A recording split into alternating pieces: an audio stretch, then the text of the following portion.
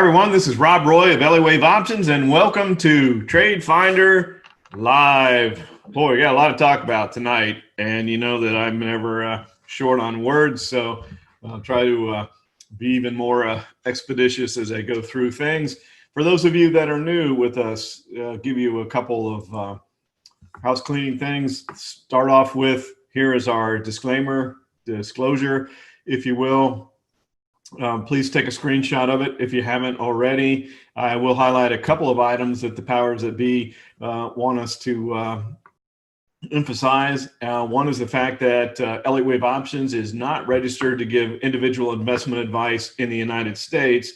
And because we have an awful lot of international subscribers as well as domestic ones here in the US, any pricing that we're talking about is deemed to be in US dollars unless noted otherwise. So those are the two primary things. All right, with that said, let's go ahead and take a look at the market. Today was quite an interesting day in the market. We started basically flat, and we were rallying throughout the day. In fact, the big part of the rally started as, for those of you that may be new, those of you that have been around a while know this, but I watched the futures pretty much 24/7 when they're open. I don't sleep a whole lot. You've seen a lot of postings at 3, 4 o'clock in the morning. But I'm watching the futures, and around noon, we just took off. And we were running straight up in that 45-degree angle that I like, which gives you the idea that the move is going to hold. And then President Trump comes out with his tweet at 3 o'clock that he's asking Treasury Secretary Mnuchin and Senate Majority Leader McConnell to stop all negotiations. The Democrats are putting, and I'm just saying what he said, okay? So don't come back at me. I try not to get political here because everybody's really passionate about their political views. All I'm doing is reciting what he said, was that the Democrats have too much pork in their stimulus package, and we're just done. And once he's reelected, in a confident tone, he said, then they'll pass a major stimulus bill for Americans and small business. That was the tweet that came out, and the market didn't like that. The market's been factoring in more stimulus. Even the Republican plan is well over $1 trillion, and the Democrats is over $2 trillion. So regardless of which, I think most people felt that there was going to be some sort of a meeting somewhere in the middle. That just didn't materialize, but that it would be more than $1.5 trillion was going to come into the quote system, if you will. A lot more liquidity in addition to what the Federal Reserve is doing. We had Chairman Powell urging Congress to do more fiscally for the economy and the markets, and reiterating that the Federal Reserve was going to do their part. So there was just a lot of that market feel-good heroin, if you will, that the markets were going to continue to the upside. Liquidity heroin is what some of the floor traders have called it. That's why I use that term, with all the money that comes in and the market feasting on it. But take a look at where we finished. Even though there was a major reversal on the day, really, we didn't even change the trend line to the upside here. So let's take a look at the Elliott Wave pattern, and a reminder. And I think this is, you know, in the last S&P market update, I imagine the majority of you watching this have seen that. If you haven't, go to YouTube and look at it. I highlighted a couple patterns, and we'll go through those real quickly tonight as well, that are qualified within Elliott Wave. And then I said, hey, you know, let's make this more of an open forum, so it's not everybody just listening to me, just one person. I have a lot of experience, but I'm still only one person. Let's get other opinions on where things are going to go. And there's people that are passionate that the high is in, we're done, that's it, we're going back down. And then there's others that were saying that the forecast that I showed for the qualified bullish pattern wasn't high enough. It just shows you how markets work, right? There's a buyer and a seller for every trade. There has to be a buy and a sell. Somebody's bullish, somebody's bearish on every single position, or somebody's bullish, somebody's less bullish, if you will. And it just gives you a really good idea of how the markets work. And I think that's educational for everybody. If you go through and read the comments, if you leave, I respect everybody's opinion. I'm not sitting here trying to think that I'm God's gift to the market. I don't believe that at all. I interpret the Elliott Wave charts. I've studied it a lot. I have a lot of knowledge, a lot of experience, but I'm not right all the time. And so I respect everybody's opinion and I enjoy hearing them, and I like spirited debates. And so if somebody disagrees with me or the way that I view the Elliott Wave count, I respect your opinion and I will be respectful on the website. So share your comments with us. Let's, again, make this an open forum together. So the other thing that I notice here is that that's a pretty good channel right there, moving to the upside.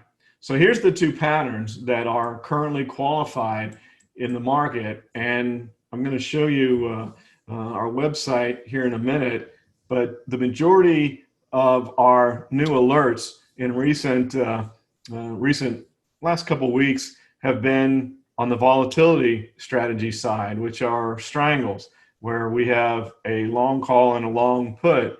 And I think today was a perfect example of why we've been doing that.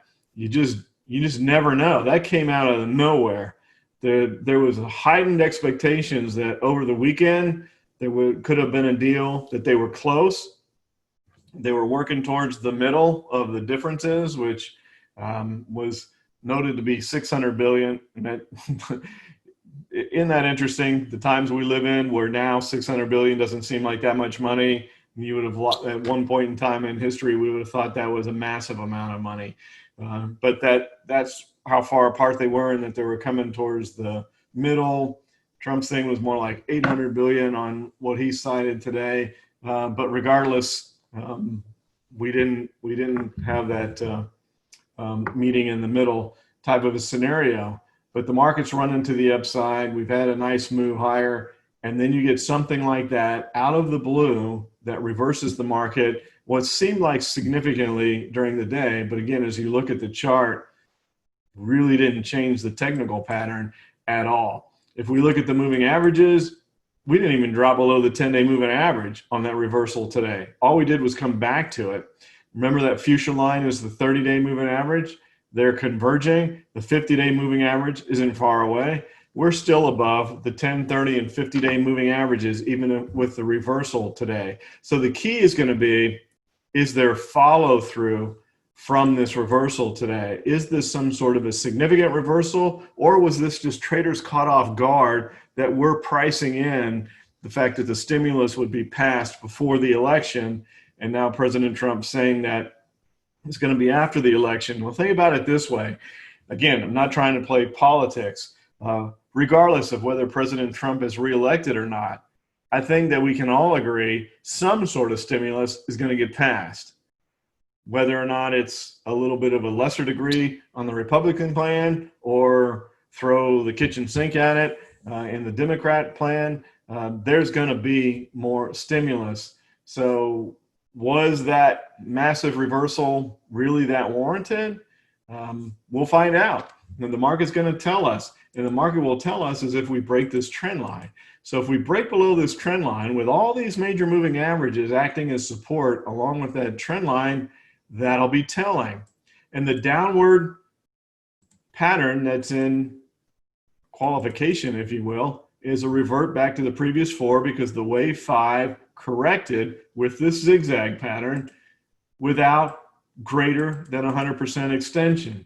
So when the wave 5 ends, here's Elliott Wave rules. We have all this education on our website. All this stuff is listed there. So when we talk about these things, you can go to our website, learn from the education so that you know and understand these things as well. But when the wave 5 extends less than 100% and then corrects, the target price is the previous 4. If the wave 5 extends past 100%, then you're no longer looking for a corrective move back to the previous 4. That becomes disqualified. You're looking for some sort of a, like this zigzag pattern or whatever, retracement. So that is the zigzag pattern that occurred. We move back to the upside. The other pattern that's qualified right now is when we take a look at the impulse from the 4 to the 5 and where we came back down in the corrective move, completing that first corrective zigzag is to the 61.8% fib level. Well, a correction to the 61.8% fib level sets up one of my favorite zigzag patterns. I love it when the B wave corrects 61.8% level. And the reason is because there's nothing lower than that. If we drop below this and we hit a 70% correction, you get out. In Elliott's own viewpoint, when you move to 70%, and I've been in the past more to 78, but in Elliott's writings, if this were to come back down 70%, he's already saying that's it. This upward zigzag would be disqualified, and we are coming back to the previous floor, which gives you a 30% move in the market that you can still trade to the downside. So how much money do you think you can make in options with a 30% move in the market? That's significant. So for those of you that are thinking, well, oh yeah, well, if it comes down to 70%, the majority of the move is over. Well, first of all, we already had the zigzag that was qualified. But secondly, a 30% move that you can still trade in the market, that's a lot. You can put on some great trades in that. But for now, we're well above where that 61.8%, and that was actually a pivot low. For those of you that may not know what a pivot point is, we haven't talked about this too much in the past, but a pivot point is when you have a bar, just like we had on the 24th, with a low. The previous day's low was higher than the day of the quote pivot point. The next day's low is higher than the low of the pivot point, which means not only did we have a 61.8% corrective move on the 24th, it's a pivot point. So that has to be taken into consideration with the upward move as well. So you can see where the video, the latest video that we posted on YouTube is market at a crossroads. Which of these two patterns is going to be the one that is the winner in the end? And with both of them qualified, one has to be disqualified, right? At some point in time, one of those two patterns will be disqualified. There's significant room to run in either direction. If the upward zigzag becomes disqualified, there's that 30% move to the downside that I talked about. If this downward move is over and we continue higher, then even if we only go to the recent high here, that's 61.8%. There's still 39% to the upside. So if you wanted to just sit on your hands and do nothing right now and wait for which of these two patterns becomes the qualified pattern and which one becomes qualified, you have at least a 30% move in the market that you could trade with a high degree of confidence that that pattern is going to occur. There's not many opportunities to where you can trade with a 30% move that you have a high degree of confidence is going to occur. It's just unlikely that either one of those two things that I mentioned, like we're going to drop 70% and then rebound to the upside. That's unlikely. Or that we're going to break above this recent wave 5 high and not go to the 100% extension. That's really unlikely. There's nothing 100% in the world of trading, but those two things are unlikely. So you could just sit there and say, I don't want to do anything. Well, what we've done, instead of saying, I don't want to do anything, is we've put on a lot of positions and say, we don't care which way things go. This is our website. Here are our, and I'm going to go through, and while I'm doing this, I'll just go through and highlight a couple of recently closed case studies. Now, we did go and implement, I'm going to show you this chart. We implemented a new directional trade, which is in our impulse strategy on the IWM. That's basically the small caps, the Russell, if you will, because the small caps have been underperforming. We trade the SLV because it moves a lot, but it tends to move in conjunction with gold. Well, the IWM, the Russell, is normally either a leader or a trailer with the market. You know, that's brilliant, isn't it? Because you're either one or the other.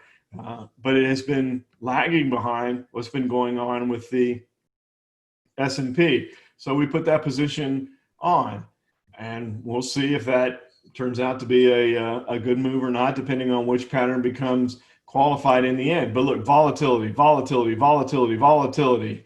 Next one, volatility.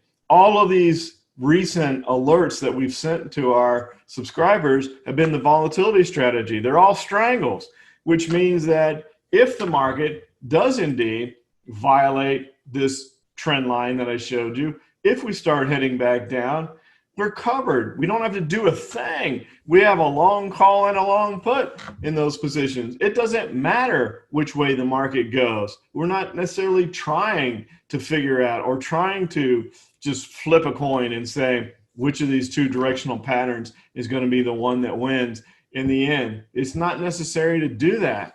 So that's one of the things that our subscribers enjoy, is taking advantage of the experience, especially when you have two qualified patterns of you don't have to just sit on your hands and wait. Even though you still have a potentially profitable move, we can just go through and put positions on that will profit regardless of which way the market goes. So while I'm on the website, let me go ahead and show you a couple positions that we did close since we were last together. The first one was on Nike.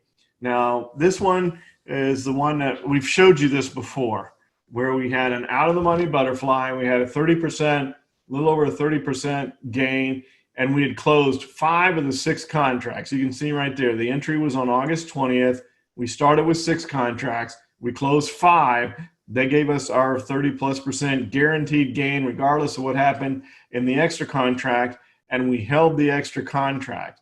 And the reasoning for holding that was, if Nike were to drop back down into our range, which was between 130 and 125 and 115, so we had a 115, a 120, 125 butterfly, and if we were to stay in that range moving into expiration, that last contract had a chance to be a grand slam. So we were just going to hold that, see what happened, and the 125 mark just continued to act, just as you can see here on the chart, just continue to act as support.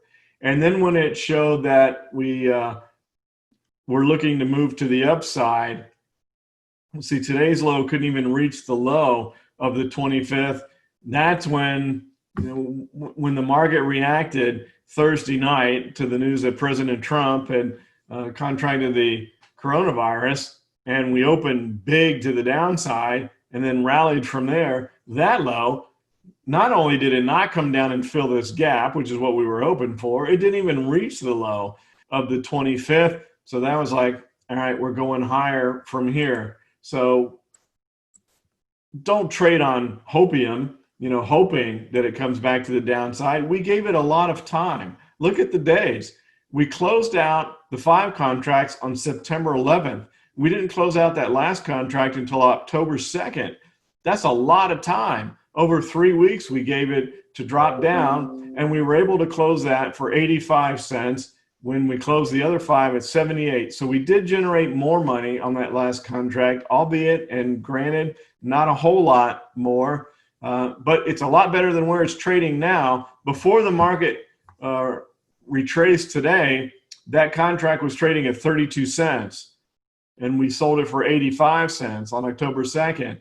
At the close, after the big reversal from President Trump's tweet, it was still only at 52 cents. So that current contract is only 52 cents, which is 33 cents less than what we sold it for. Now, it remains to be seen. If the market does follow through and we continue lower and we retrace back down and are able to break that 125 level and move back towards 120, then it's easy to Monday morning quarterback and say, gee, you should have waited. But when you trade with the information that you have on hand at the time. And so we knocked that 30-some% gain up to nearly 44, so better than a 10% increase in the position with closing. And so that was the end of that Nike trade. So that one's done. So I wanted to share with you that, because we talked about it. That one's over with, and we'll see. I mean, you'll know along with us, because we've talked about this one numerous times. The other one is something that I really want to talk about, because this is something that we focus on with our subscribers, is the fact that I'm a big believer in the adjustment process. We've talked about this in recent webinars of not just following some sort of a black and white system where if you hit X number of percentage loss, you close the position, you wait for X number of percentage profit to take your gain, and you're done, and then that's it, and that's all you do. That's easily marketable. It sells books. It used to sell webinar or seminars, webinars, etc.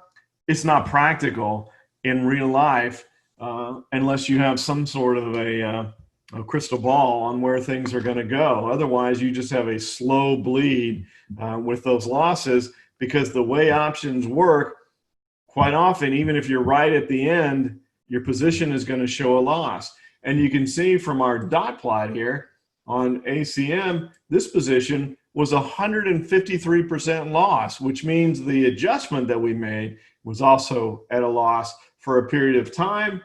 And then look what happened. It rocketed back to the upside.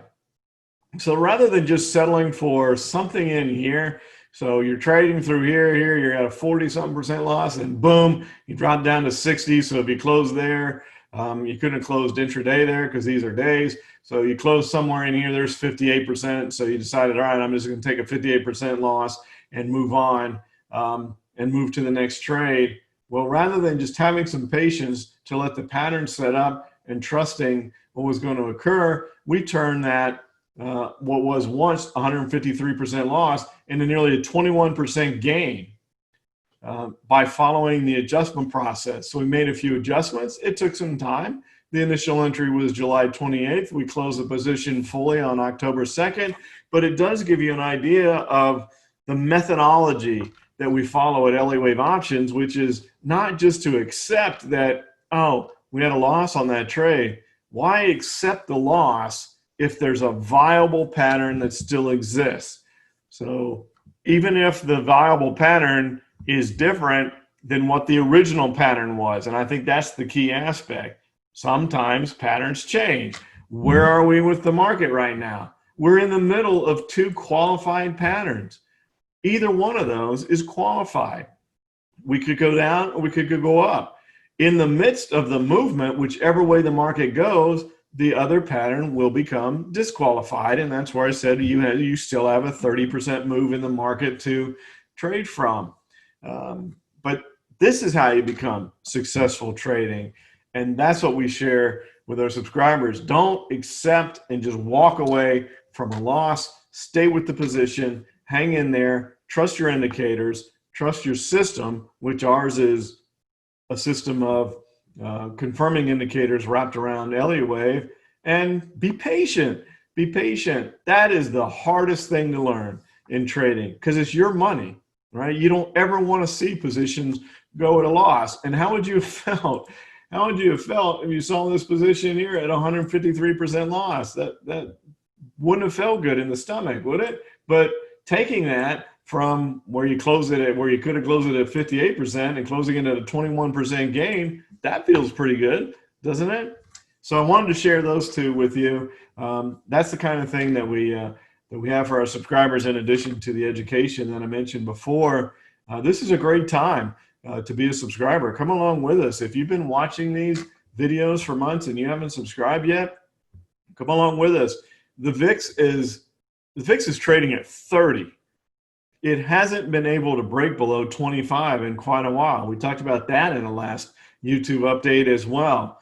The market is volatile. This is prime time for option traders. This is when you want to be an options trader, when things are moving. So come along with us and let's have some fun.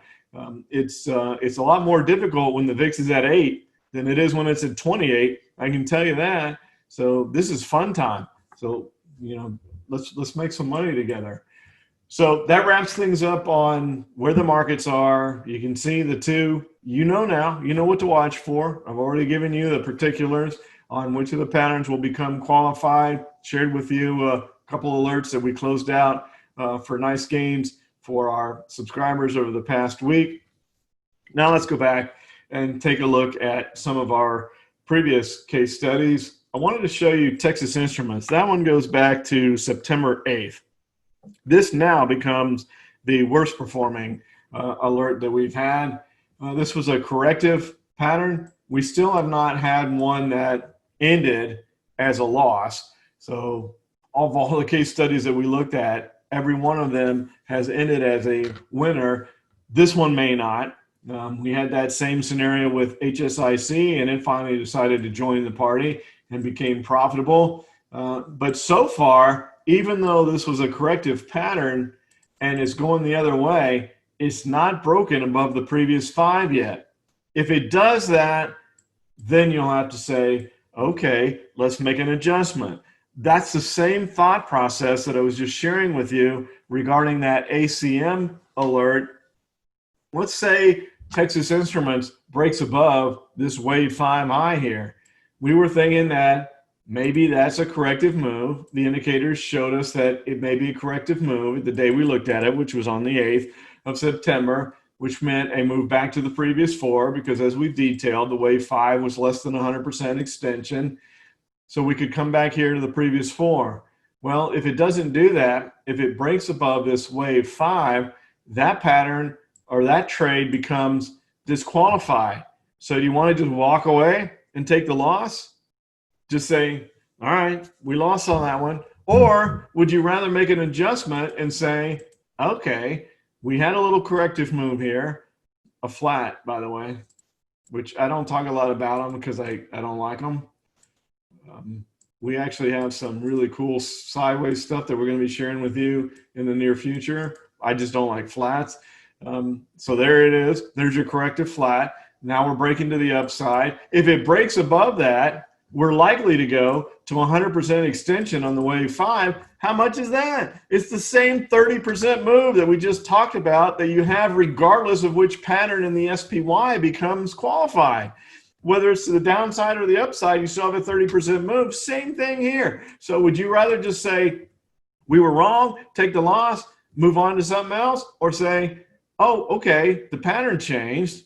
Now the qualified pattern's to the upside. I'm going to close out this loser, take whatever the loss was, but put on a new position to the upside, capture that highly likely move to 100% extension, and regain this loss, part of it or all of it, or even turn that what was a loss into a profit. We've done that time after time after time for subscribers on the website. So this is turning into a session where we're focusing highly on the adjustment process, but it kind of melds in with the market at a crossroads. So the two kind of tie in. You know, what do you do when the market's at a crossroads? Well, you don't pick a direction. That's what you do. You let the market pick it for you, but you can still participate with the strangles. So we moved heavily into those. You saw all the alerts that have been in that strategy. Let the market pick the direction instead of sitting there and waiting and twiddling your thumbs until one of the patterns becomes disqualified. So that's the plan here for Texas Instruments. As long as we stay under this level, we're still in corrective mode back to the previous 4. If we break above this level, then we disqualify the downward pattern and we look to trade the move up towards the 100% wave 5 extension. Boom, there you go. All right, so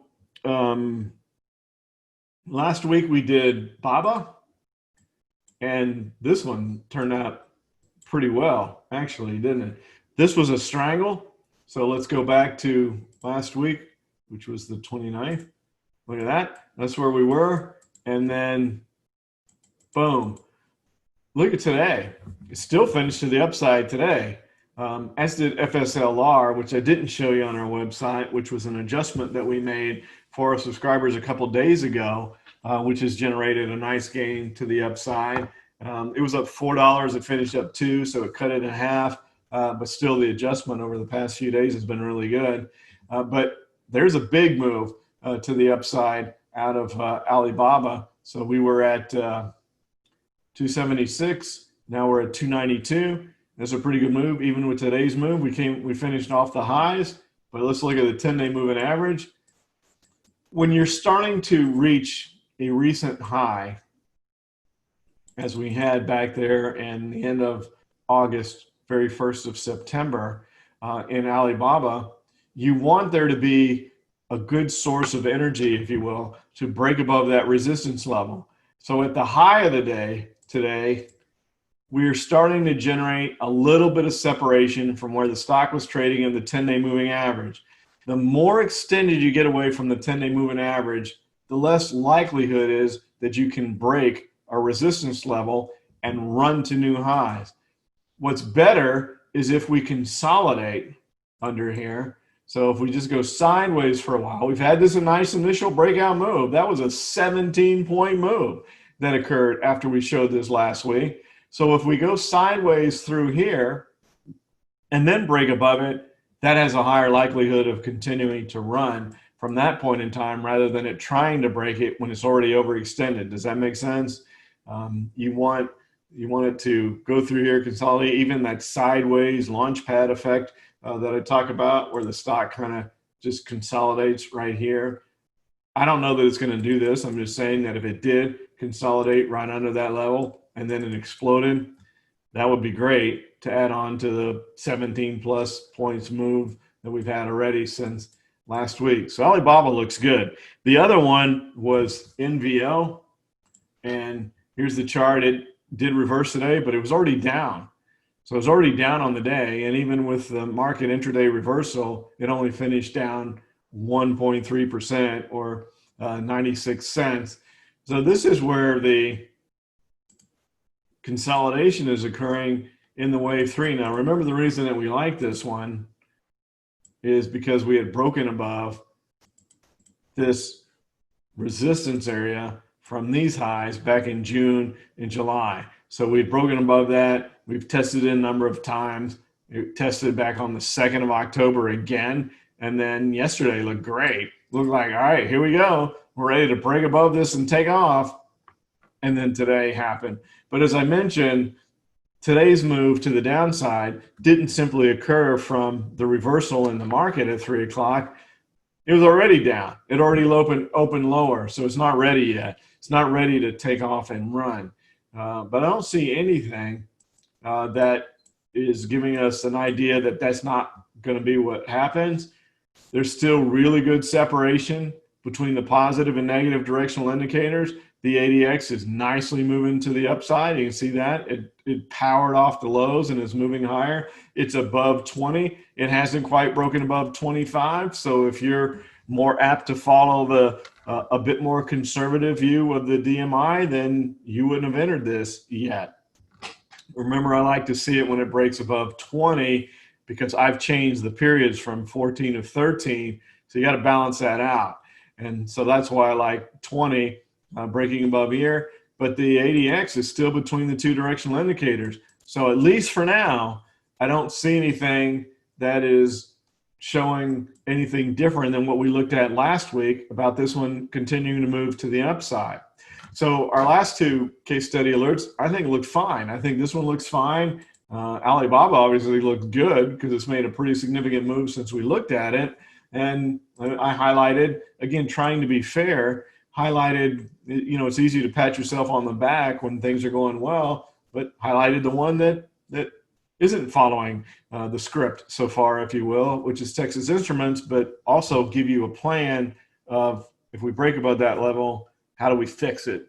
How do we fix the fact that we were wrong on that and, you know, mitigate that loss or get rid of it altogether? That's the plan. That's how we do it.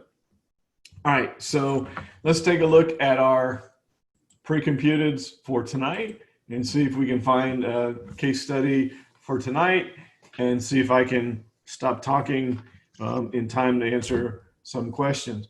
Nothing. That is interesting, isn't it? Nothing on the corrective stocks list. That reversal today, now you can look at it and say, well, yeah, the market's been moving to the upside. So I can understand why there's nothing that's corrective. But even with that significant reversal today, nothing on the corrective list. And so we have 3 on the bullish. So let's take a look at that. Look at that. Now, how would that make you feel with Alibaba, with the strangle, and now the break to the upside, and now it's on the bullish list? That leads you to believe that upward move is going to continue. How good would you feel if you put that on last week and it's broken to the upside, and now it shows up on the bullish list. I know that wasn't the first one. I just happened to see that. So sorry, I'll go back here. We'll go in order, and then we'll come back and look at it in more detail. MPWR has been one. Interestingly enough, it just, I don't know, maybe some of you have heard of this more than I have, but we use this as an alert for our subscribers in the past, and I hadn't really traded it that much historically, but it worked out really well. Now it's back on the list again, so you like to see the ones that have been successful on the list again, but look at that DMI. Holy cow. It doesn't get much better than that, does it? By the way, if you're wondering, the futures are down 7.5, so no real follow through from that reversal at the end of the day, yet we've pretty much just gone dead sideways in the aftermarket. So the futures traders are like, I got no idea. I have no idea what's happening. So they're not doing anything.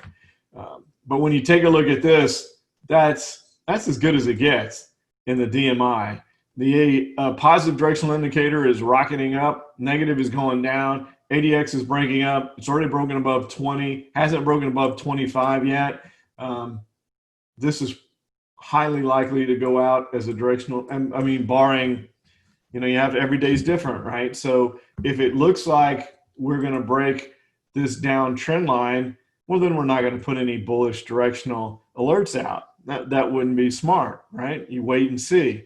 But barring that occurring, that looks so good.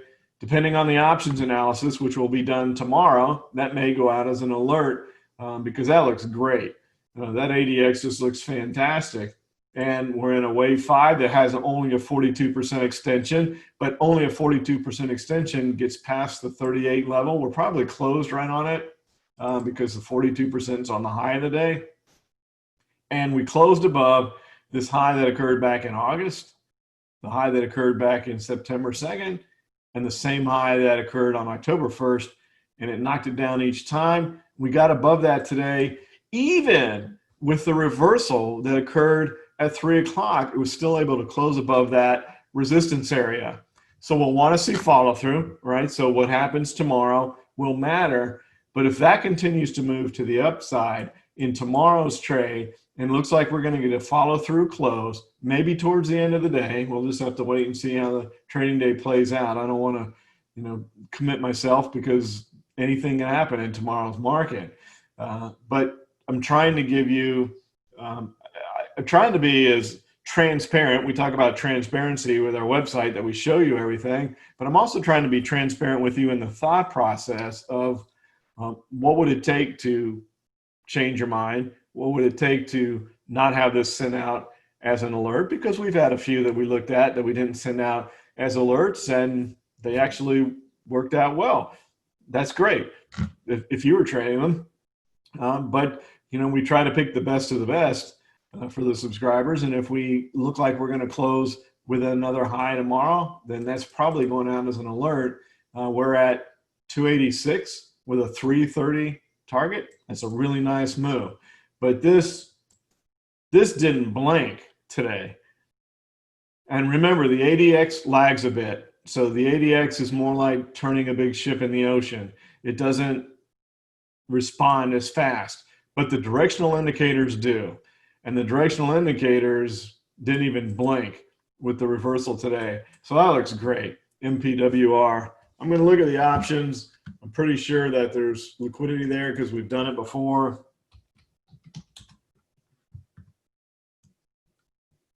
Well, there's not a lot. That's disappointing. We've traded this before, but there's not a whole lot of liquidity. Wow. Moving out to the December options, we don't even get to 100 contracts. The spreads are a touch wide, as you would expect, not astronomically wide. They could tighten up when the market opens tomorrow. A little disappointed in the open interest. So that's something that we'll have to consider. Remember, I mentioned depending on the options analysis. So that's part of it. That's part of the whole trading deal. That'll be disappointing if we're not able to do this because I think that looks great. So what I'm going to do is I'm going to make a note to watch this one. I've got a couple more that we said we were going to watch that I mentioned last week. So we're going to watch, if this doesn't go out to an alert, MPWR, just for the pattern. If we're not able to get the options to work for an alert to the upside, that would be disappointing. But that's trading. There's plenty of really good-looking patterns that you can't trade because there's no options. And some of them, when I mean no options, no options. Other times when I say no options, I mean no liquidity. I paraphrase and say no options. There's really no liquidity. No liquidity is different from just not having options. But that looks really good. Next one, LW. Can't say that I have ever traded this one in the past, but let's take a look at it. Well, this is a watch lister too, right? Because it hasn't broken above 20 yet. So this is one that triggered. Take a look at it though. How good does that look? So the wave 5 finished right dead on 100%. Now that's interesting. And that's something that we have to ask Elliott, isn't it? Because in what I've read, he hasn't talked about, well, what happens if the wave 5 finishes dead on 100%? The rules are, if it finishes above 100%, you don't retrace to the previous 4, which was a 61.8% fib retracement. If it retraces, or if it extends less than 100%, then you go back to the previous 4. But what happens when the wave 5 is dead on 100%? I'm making light of it, but it actually is an interesting question. Because clearly this one doesn't appear, at least at this point in time, like it's going to go back to the previous 4, which it didn't need to if it was greater than 100%. Let's see what that retracement was, just out of curiosity. See where we went. 61.8, right within the rules. See, even after doing this 25 years, I'm still constantly amazed at how accurate Elliott Wave is. And people that poo-poo it have just not taken the time to learn it. I'm 100% convinced of that. I've never preached that Elliott Wave is accurate 100% of the time. It's not. Sometimes it's wrong. Sometimes the patterns look as good as they can look and the target prices don't get hit. But it's right way more than it's wrong. And if you follow some sort of a prudent risk management system, that's all you need. So this looks really good. And look at all this. Here's the launch pad, right? There you go. There's the launch pad, all these sideways bars, and then boom, up. Then we came back, higher low. So that was your entry there. If you didn't catch the launch pad, when you came back and you closed and you reversed, probably after this day, in fairness, you can't say that, oh, I would have got on that day because it was a higher low. Well, you didn't know that. You didn't know what the next day was going to be. So that showed the higher low. So you could say any of these days would have been your entry, and then you would have caught $1.60 to $2.60, $3.20 movement. You would have caught to the upside there if you just simply followed those guidelines. But that looks good too. But we can't get in yet because I need the ADX to break above 20. That looks so good right here. You can say it's gonna break above 20. But you know, we've talked about this before. You can't do that. 20 is significant with a 13 period DMI value. 20 is significant. So even though it looks like it's gonna get there, it didn't back here. Here's my point. Look right back here. It looked exactly the same as it does now. And that didn't do it. It's trying again. Will it do it this time? We'll wait and see. But let it break that. Let it break that 20 level. Don't jump the gun. That's a perfect example of it because it showed you the exact same pattern before. LW. Let's see if there's any options here. Or if we just watch this one. Well, this one has more options than MPWR does. That one's fine to trade. Yeah, there's enough liquidity there. Interesting. That would be the first time that I would have ever put a trade in 25 years on that stock. Fascinating. All right, so Baba's the last one. We already know about this one. It was a strangle last week because it was dead sideways. We broke to the upside.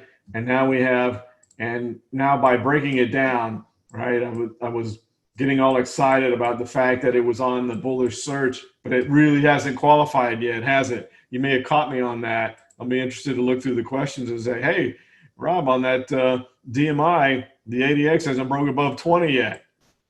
It looks like it's going to, but it hasn't yet. So hopefully you caught me on that. I'd like for you to, because I get excited too when I see great patterns. I'm human just like anybody else with the potential for an upward move, but we have to have that ADX break above 20. But we're already in it. So with the, well, in the TradeFinder, I mean, we're already in this position. So let's see what happens from there. So those are the positions that are case study considerations. I'm going to go ahead and make the call for MW. Well, we can't do this one yet. MPWR with, there's going to be an asterisk by this one. So you can, when we're doing our track record, you can come back and say, hey, you know, that one was pretty thin on options. This is subject to feeling that with the VIX closing at 30 with the craziness that occurred in the last hour of trading today, that the spreads tighten. That's the assumption, that the market makers had no idea what this overnight session was going to be. So they widened all the spreads going into the close. That makes a lot of sense. That happens all the time. So I'm assuming that that's what's occurred with MPWR, and that the spreads tighten tomorrow. Now the liquidity is still thin, regardless of whether or not the spreads come in. So we'll put an asterisk by this one with the fact that if none of those two things happen, we don't get any more liquidity and the spreads stay wide, probably one you should walk away from. I just find it interesting because we've traded it before and the liquidity was there. I don't know why people have bailed on this one, but it seems that potentially they have, and they've gone to something else. Maybe it's because it's a higher dollar stock now. It wasn't, I mean, look where this has come from. It wasn't anywhere near that high when we traded it before. All right, so that's tonight's case study considerations with looking back. Let's see, answer some questions with the last few minutes that we have here. LUV. I hope this was informative to you tonight on the power of adjustments. That, I think, is the main message for tonight's session is with what, wow, look at that.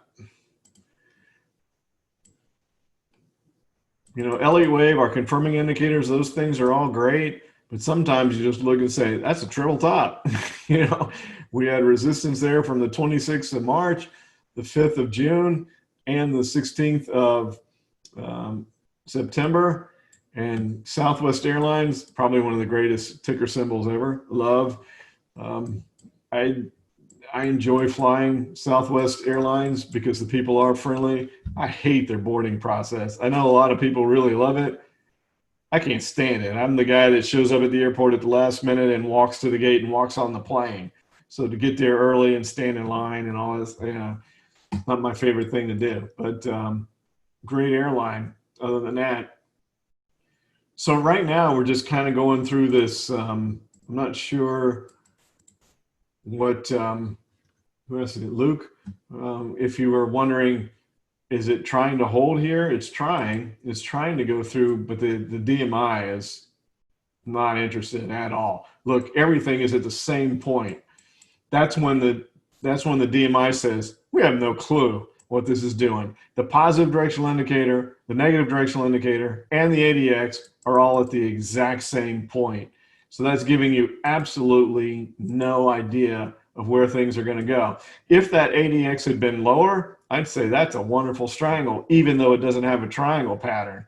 The triangles are the best because they break out, but that ADX is too high to say that with the consideration that we've gone sideways in those. So I'm sorry, I'm not giving you much of an answer here. I just have absolutely no idea. Howard, in the Nike trade, would there have been any value in buying a cheap,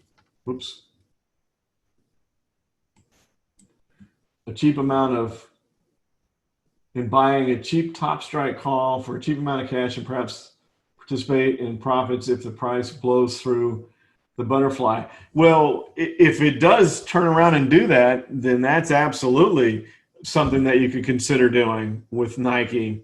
If it, let's bring up the chart.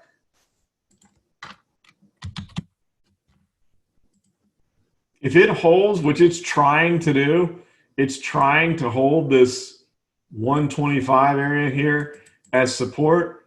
And you can see it was really off to the races. That's why I said earlier in the day, the butterfly was only worth 32 cents. It had almost gone down to nothing. The ADX is still fine. It's not up to 40 yet. It has been there, but it's not. There's good separation. The bulls are still trying there. If it looks like it wants to hold, continue that 120, you could actually be aggressive and do something in that now. It's not too far away from the 10-day moving average. You know where your exit is. If it breaks below 125, then that's your stop. If you want to do, I call these speculative trades because this is not Elliott Wave. This is not Elliott Wave analysis. This is just when you're looking at just pure support resistance, stuff like that. To me, I consider those speculative trades. It's just it's old school analysis, but it's not in depth enough to me to build a whole system around. But you know, if you want to take speculative trades from time to time, there's absolutely nothing wrong with that. And especially in this case where you know that, well, if we start to close back below 125, then I'm out. If you want to do that, you could. So good question. Brian, you're going to bring up Tesla, huh? People were talking about that on YouTube too. Everybody is seeing that triangle. And boy, it makes you want to break. We can't at Elliott Wave Options. It violates because it's a $420 stock. Believe me, I've been looking at this every single day. It just breaks our risk management guidelines for our subscribers, but that's going to break out. It is just going to move. But you would have to have a pretty large account to do a strangle on that.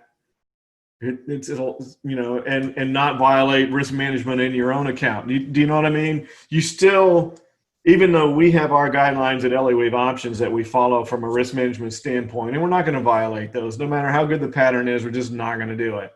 But if you had a large account where you could put a strangle on something like Tesla and it not be 80% of your account, because that's still dumb. You know what I mean? Even though you may have a larger account and you could put the position on and spend the extra money, but if that's still dominating your account, it's still not a smart thing to do. That's not good risk management on your own end. But it's a shame because that's just gold. That pattern is just absolutely gold.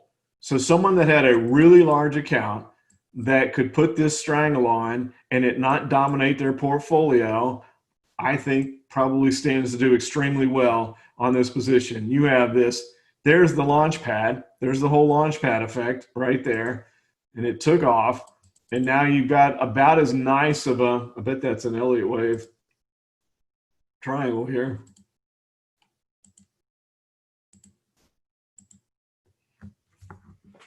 Elliott Wave draws it slightly different than me. I may not have clicked on the top of that high, but it is an Elliott Wave triangle. So with that setup, it's beautiful. It's really good. It's just really expensive. We will at some point in time come out with the twin butterflies. I've teased you about that before. I call them twin butterflies. Some people call them double butterflies, where you go through the process of figuring out where the breakout's going to be. And that's how you trade these without having a really large account. You put a butterfly up here. Just really hesitant to do that without educating our subscribers on what this is first. And we have a very detailed process of the education process that we're going through. We have a plan is what I'm trying to say. But you put a out of the money butterfly up there, you put an out of the money butterfly down there, and I have the statistical proof to show that that's cheap. So this one's cheap, that one's cheap. It breaks this direction. One of those butterflies goes to zero, right? Because one of them is totally wrong. So one of them goes to zero. But because they're inexpensive, the one that generates money, and it still doesn't have to get within the wings, still makes enough money to offset the loss of the other butterfly. You still have a nice gain. It's not a home run trade because you have one butterfly that goes to zero, but you still can generate a nice gain and participate in something like this, which is, it's great. I mean, you're right, Brian. I mean, it's a fantastic pattern. There's just no doubt about it. But when you look at the options, this is like, holy cow. The expense, even if you're spending $8 to have a 12 delta, that's $16 for a 12 delta. It's just not smart to do that. It's just not. The twin butterflies is how to do it, though. And we'll do some education on this at some point, and then we'll start rolling this position out as we have more of these high dollar stocks. But it's a beautiful triangle. They don't set up any better, and that's just as good as the SLV one that we did. The SLV one that broke out so nicely, which was just a beautiful pattern as well. See that? See what happened? Great triangle, and then boom. That's what's going to happen with Tesla. I'm going to be interested to see, just like you are, which way it goes. No idea which way it's going to go, but it's going to break out from there. It's way too good of a pattern. Baba, Jason, you're right. Full of triangles too. That's why we talked about that last week as a strangle. It just shows up time after time after time too. DocuSign. What's the symbol for DocuSign again? I got it. Never mind.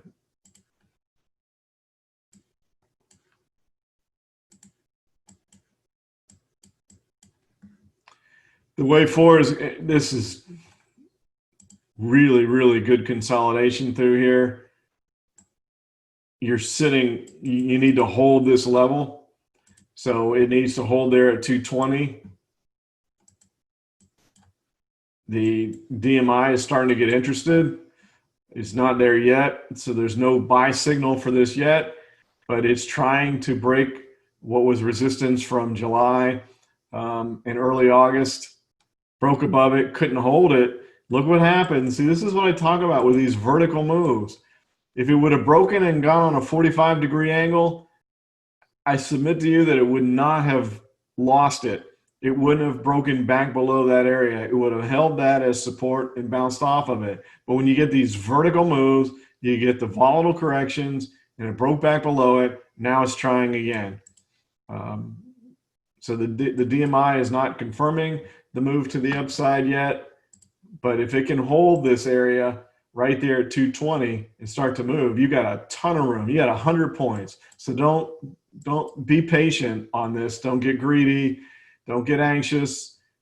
Let the DMI give you a signal that we're ready to go and get in. Because right now, the ADX isn't even between the two directional indicators. You've got the negative going up, the positive going down. That's not what you want. The ADX is curling up. That's okay. That's looking good.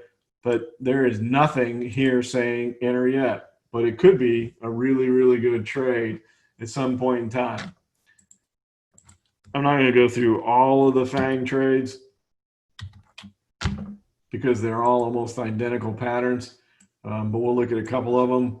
We'll look at Facebook and Apple.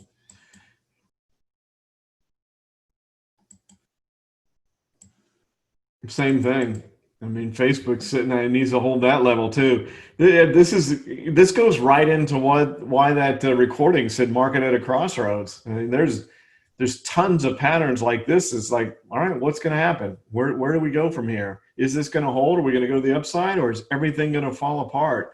And either of those two scenarios can happen. They're both qualified. Either one could. Let's look at Apple. I'll look at NXPI again.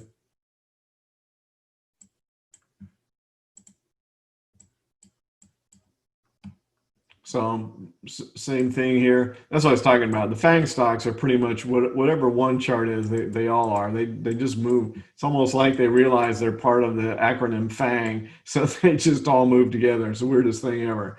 But there you are. You want to hold this level here of 110 on Apple, and if you do, then you got to move to 160. Another big time move.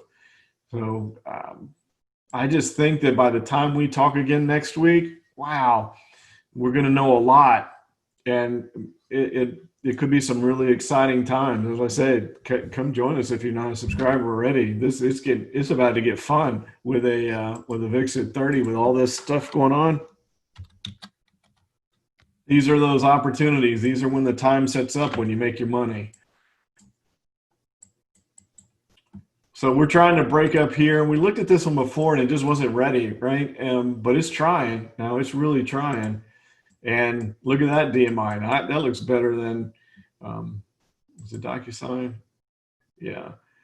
That looks a little bit better only because the ADX has broken above the negative directional indicator. It may do that on DocuSign too.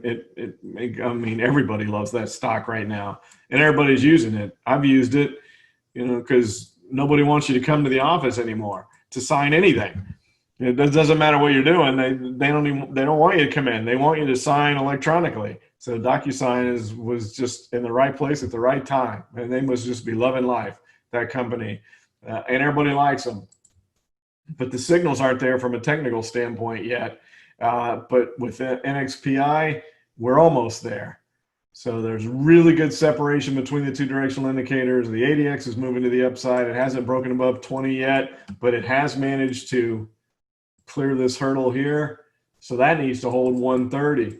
So in all these stocks y'all are asking me to look at, you're noticing the same theme, right? I mean, slightly different patterns, slightly different levels, but everything is what happens here. Do we hold this level and take off, or does everything fall apart? You don't know. There's no way to know. We can look at chart after chart after chart, but there's no way to know. So when you don't know, trade both sides. You put those strangles on and you let the market tell you, and then you jump on the directional side of things. I hope you found tonight's session interesting. I really enjoyed bringing it to you. I feel like this was a really good one of the best ones we've had, to be honest with you. I hope you feel that way as well. I always hope that you feel that time you spend here is a worthwhile use of your time. There's nothing we have more important in our lives than our time. Thanks for your attention. See you next week.